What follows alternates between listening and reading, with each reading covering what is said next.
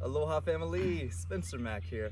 Stoked to share with you guys two of my favorite things in the world, kogi and kalo. This is perhaps my favorite plant on the planet. I couldn't actually ever pick a favorite, but this is certainly one of my favorite foods. And being in the trend of sharing all things health, wealth, and vitality, you can get all of those things in the practice of cultivating your own food. And this experience that we're all in right now has definitely emphasized the importance of cultivating food security. So I don't know about you guys, but the grocery store is kind of the last place I'd like to go to right now. And how long can we even depend on our own food supply chain? I've found that the more I've gotten integrated with the farmers and with the foods of the land that I live on, the more peace I feel in my heart, in my body, just more security and more connection to nature. I feel more stable. I never really understood it before, but just being in cities always had this kind of strange anxiety to it, just knowing it wasn't a sustainable organism. The more that I've gotten to integrate in the garden and with those other farmers producing food on the island, the more at home I've felt.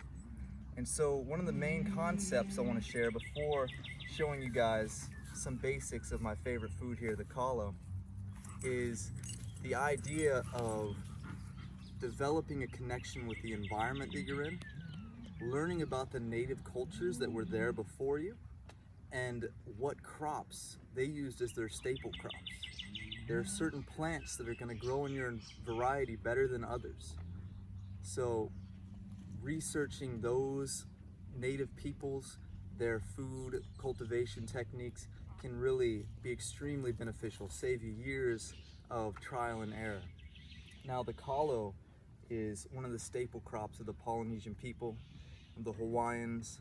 It's found across the globe in subtropic and tropical places, and there's over 80 different varieties of it alone.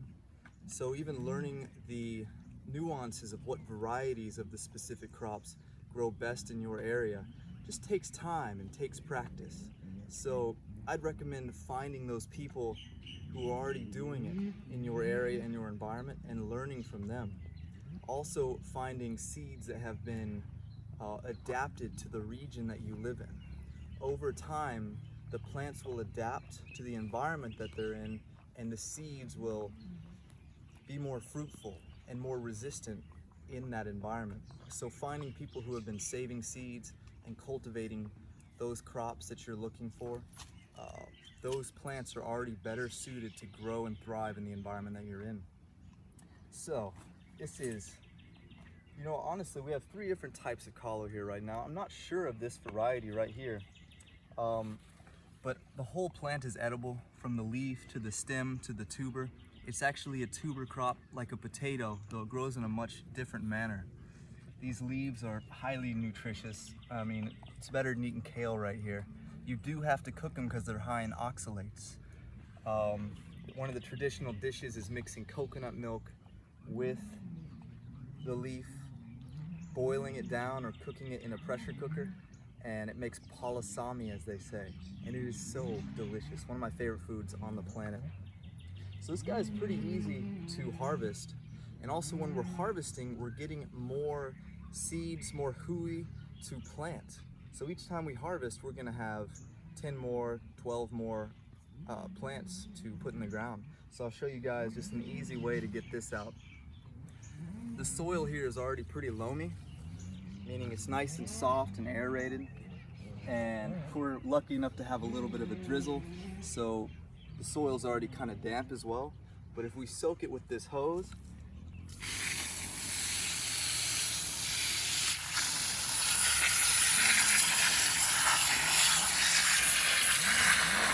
after the ground's wet, we should just be able to pull it right out.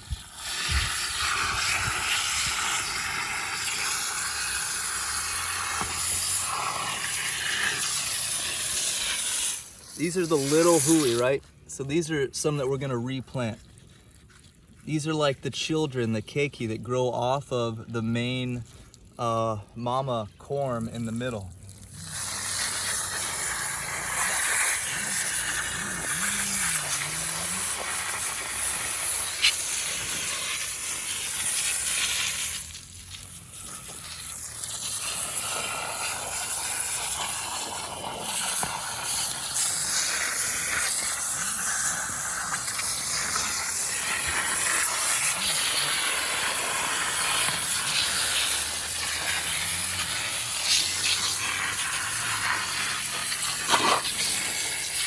I like to try and pull all the ones off the outside first before going for the big guy.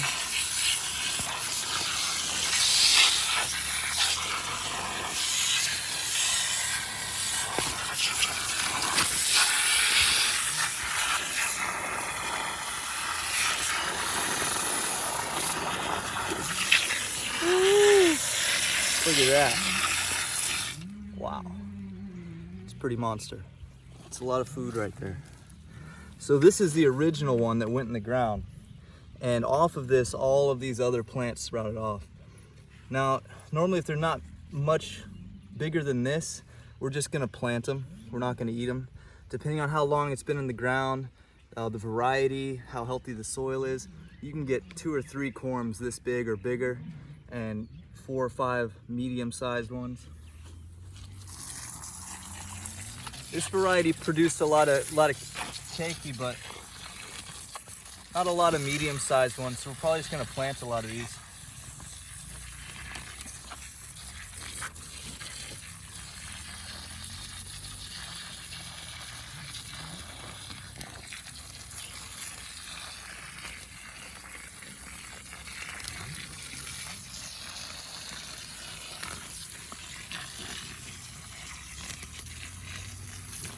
Okay, so check that out. Out of one plant, say we planted this 9 months ago or so, it's got an 8 or 9 month gestation until it's ready for harvest. 2, 3, 4, 5, 6, 7, 8, 9, 10, 11, 12, 13, 14, 15, 16, 17 plants off of one plant. So we could just take these. I think the next episode will be how we plant them, but to finish the harvesting, you take these guys. Look, there's another little one growing off the side. You take a knife, and we cut it right below this line here. See that nice red line? I like to give it a little more than that.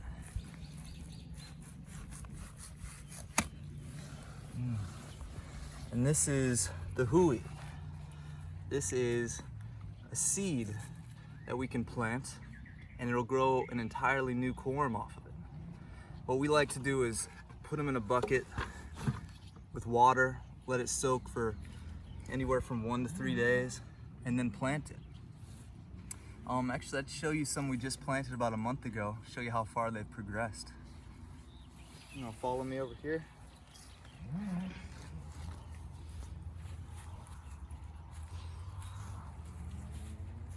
Come on, Cody.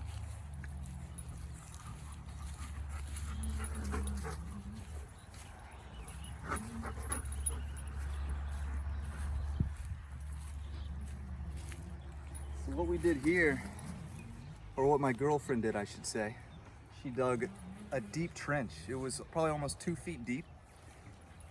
Dug it with a pickaxe. You mound the dirt up on either side, and then you take those hui and you plant them in the bottom.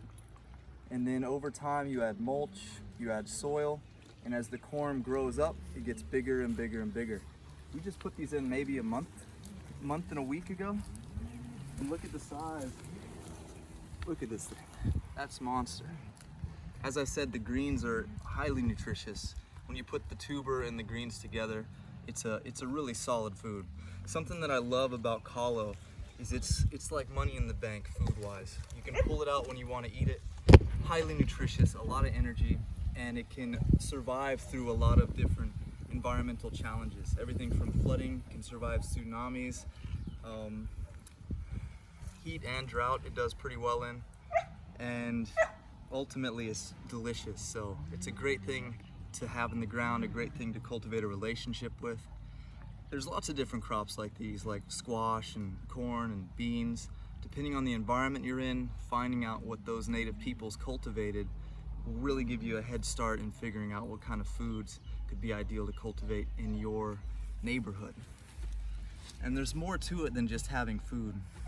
Especially in this time when we're inside, this kind of activity, to be able to get out of the house, into nature, to just be working with nature is an amazing meditation. It's a great workout. You're breathing fresh air, getting to work and exercise your body, and it makes you present. So you get out of that internal rumination problem so many of us can have, the looping thoughts, and it gets you into the action of actually doing something that's supporting your health and your well-being. It just brings you to a more peaceful place. So that's just another reason I love getting to work on the land. Even if you don't have land, see if there's some kind of a local neighborhood organization. See if your mom has a small plot or backyard. You don't need a lot of land. You know, and the game is how much can you grow in a small plot. That's really cool. Seeing how different plants interact and grow together, learning how to cultivate the soil over time. It's extremely fulfilling, and it's actually, there's a much deeper alchemy to it than just meets the eye. You're learning how to cultivate your own health and vitality by learning how nature works and how to cultivate nature. And then when you get to eat that fruit that comes from the seed that you planted, something happens. There's a deeper level of intimacy, of connection with nature, of sovereignty within yourself. And as Aluna says, that's about it. So I'm happy, stoked to have gotten to share this with you guys. If you like this type of video, let me know. We'll share some more. So as I said, if you can, get out there and start cultivating some land. It's a great meditation.